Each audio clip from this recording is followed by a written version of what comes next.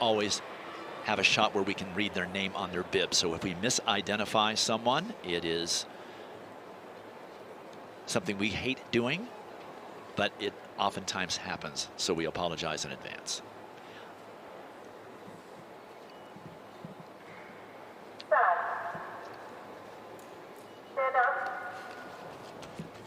As I was just about to say, the four teams in this race from the inside in lane 3, South Carolina. Then in 4, Stanford, UCLA in 5, and then Ohio State on the outside in lane 6.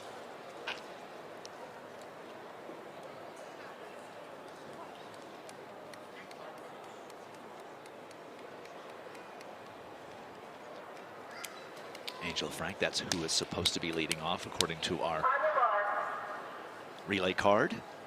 Alexa Rossum for Stanford is the leadoff runner for them.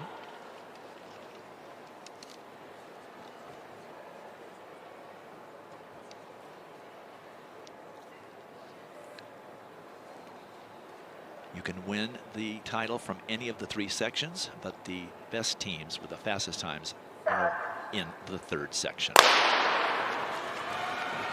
Once again from the inside, South Carolina, then Stanford, then UCLA and Ohio State.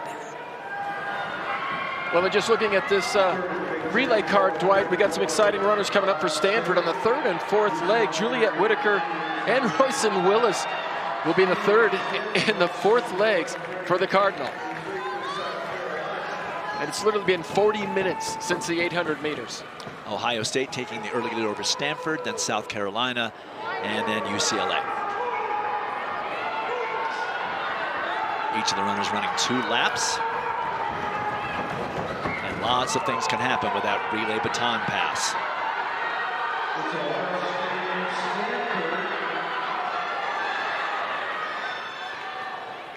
So let's see who gets the advantage on the exchange. It is South Carolina. And scheduled to run for them, Aaliyah Francis, a freshman. For Ohio State, Jaden Wood.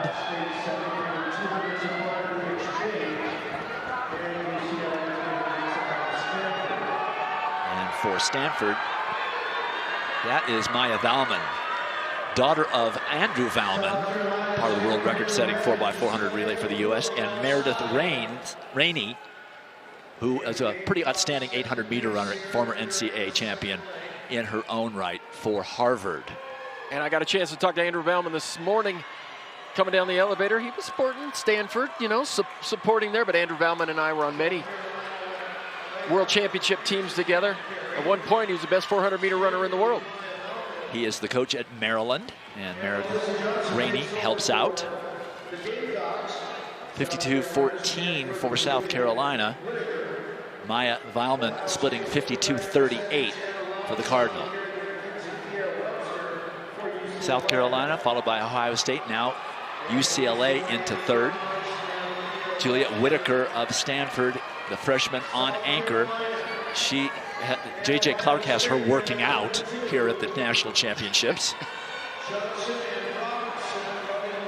Ran the heat in the 800 meters yesterday, ran the mile in the DMR, ran the 800 final earlier this evening, and now is 3rd leg on their 4x4. And look at the strength of the 800-meter runner, who now finds another gear and some kind of energy. I don't know how, the fact that she's a freshman probably, and she ends up putting her team almost in the lead. Lousy baton pass. Uh-oh, that actually might be a little late, but they really lost a lot of ground on that final exchange. Roisin Willis way back down. They were about to be in the lead. 51-94 split for Whitaker.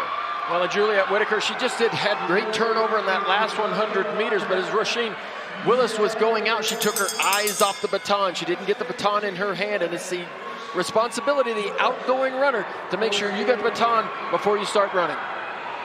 That's a shame, because they were poised to actually take the lead thanks to Whitaker's outstanding run. So it's going to be South Carolina winning this first section and establishing the time to beat. This is slated to be Janelle Registry for South Carolina, 3:30.10, and that is superior to their season best.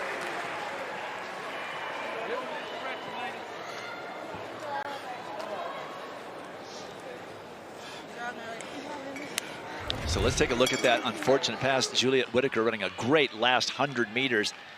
Roisin Willis about to go, and you said it, Dan, she took her eye off the baton. And not once, not twice, even a third time. It took 3 tries to get the baton, but you just take your eyes off. Think that baton is in my hand. And here we see the finish by the South Carolina sophomore, Janiel Register. But just to come here to the championships, even if you're in the heat, that's not as fast as the final heat. To come here, qualify for these championships, it is an absolute honor to say I ran the 4x4 at the NCAA championships. I was one of the 12 teams that qualified this year. So South Carolina, the winner of that first section, establishes the time to beat. You know, baton passes, especially 4x400 baton passes, it's like shooting extra free throws at the end of the workout. Just do it a few times. Yeah. Well, and everybody thinks, well, it's a slow baton, it's a slow pass, but you can make up a lot of ground, and a good baton pass in the 4x4 can mean the difference between winning and losing and setting records. No question about that.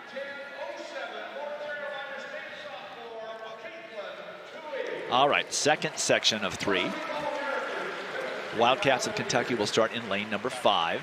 They have a season best of 3:29.40. And Karima Davis is scheduled to be the leadoff runner for them. And Masai Russell, their hurdler, is scheduled to run in second position. There is the University of Southern California. Women of Troy will be on the outside in lane 6. Bailey Lear scheduled to be their leadoff runner. Well, we saw a couple of these young ladies in the open events, Yemi John and Jontasia Jones.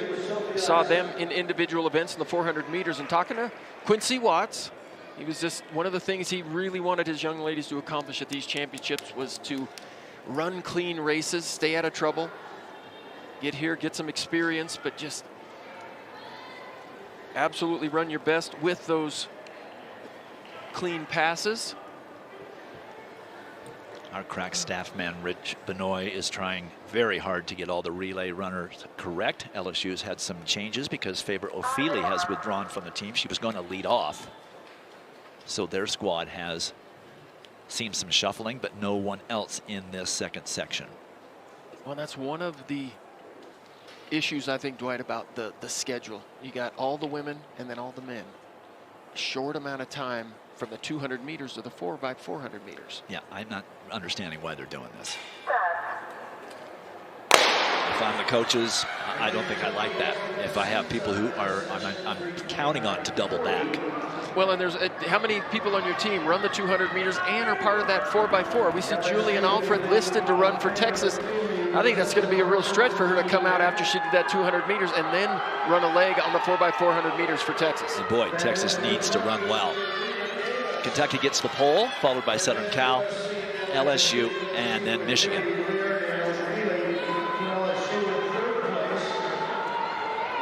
.30.09, the time to beat, put up by South Carolina in section 1.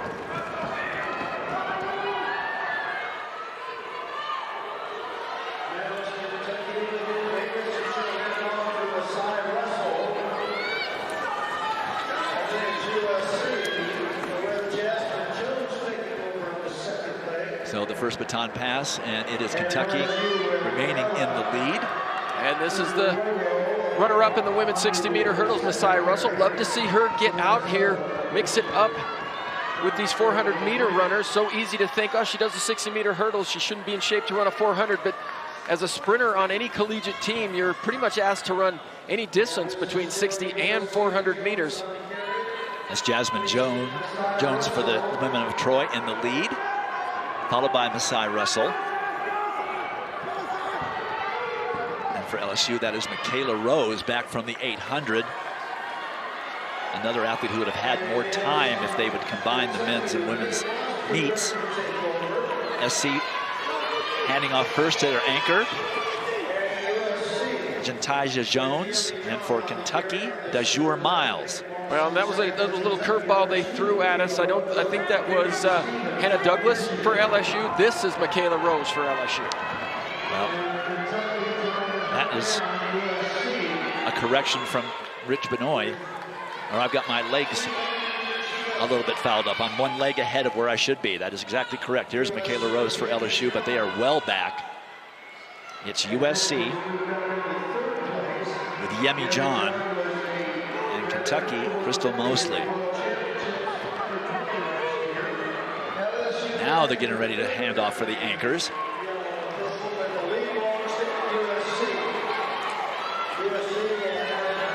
SC hands off first, followed by Kentucky. The incoming runners got to get off the track.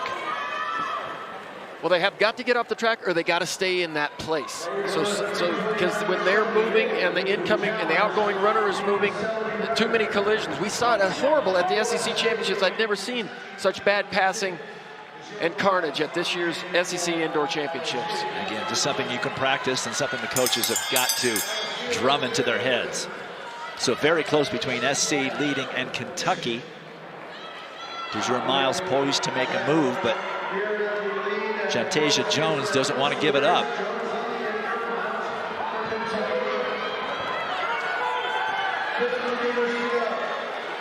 USC and Kentucky. Time to beat 3:30.09, and SC is going to win it and establish the new time to beat, 3:28.57, and that's under their season best of 3:29.78, also set on an oversized track up in Washington.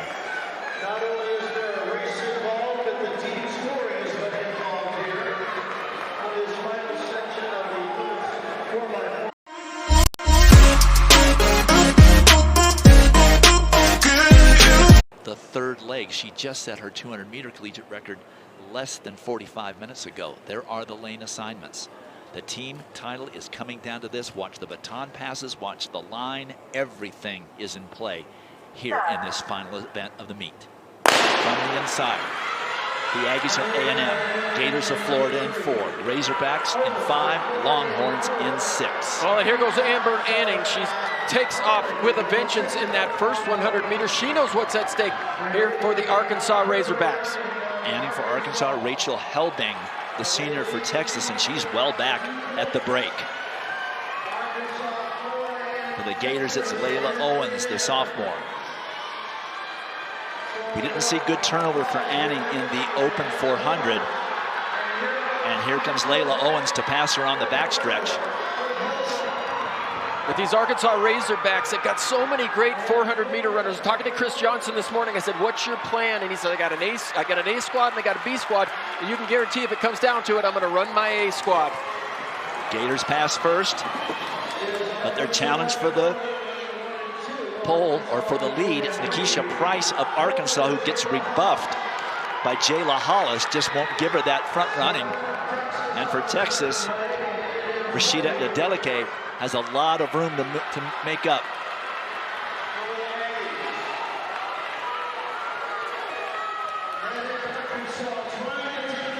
That's Kennedy Simon of Texas. I'm looking at a different sheet. I didn't think she looked tall enough to be Adeleke. So Arkansas into the lead, followed by Florida, then A&M, and then Texas. And Julian Alfred is going to get the stick for Texas on the third leg. And for Arkansas, it's going to be Rosie Effiong, who we saw in the first heat of the 400-meter final. It's really all on Julian Alfred to get the Longhorns back into contention and hope that something happens with Arkansas. Effiong with a very good lead right now, at least 12 meters. Well, then don't forget who anchors for the Arkansas Razorbacks, and that's Britton Wilson. Britton Wilson, who just smashed the old collegiate and American record, first collegiate under 50 seconds indoors. And with that 400 hurdle strength, she'll be able to come back easier than a lot of others. Look at this lead for Arkansas. They win and it's over. Britton Wilson will get the stick. Oh, she looked away, but she didn't have a problem. There is Adeleke for Texas. But Britton Wilson just set the collegiate record a little over an hour ago. Well, and Julian Alfred, she made up some time. She made up a little bit of time on that second lap, but just made a move a little bit too late. As you see Britton Wilson running all alone out front. Sight we're certainly familiar with. Rosie Effiong split a beautiful 50-57 for Arkansas. The main reason for that huge gap. In the absence of a fall or a drop baton, Arkansas is going to win this race and the team title. And are they going to threaten their own collegiate record? I think yes. Oh, by a lot. 3:21.76. More than 2 seconds off of their collegiate record set last year. 49.20 for Britton Wilson on the anchor. 50.77 for Adeleke. Amazing. When you think Texas came in here about a 12 to 15 point favorite, but you got to bring the horses and they've got to run. And Arkansas just kept coming back in all the events. Here's the first handoff. Well, the first handoff here goes from Amber Anning to Paris Peoples there, but look at Texas. Just, you know, you've got to be aware where the people is on that track. But that was Kennedy Simon, the outgoing runner. But here's Rosie Effiong. Even though Britton Wilson looked away, she was able to recover, but just too much ground to cover for Adeleke. Would have been nice to see those two really run it out. But look at this lead by the Arkansas Razorbacks, and when they had 50 meters to go, I took a look down at the clock and it said this record is going to be absolutely shattered, and they did just that. Wow. And there is Britton Wilson. What a day she has had. There is the final results. Arkansas with a huge collegiate record and the win, which puts them in front, and it's over for the team title for the Arkansas Razorbacks.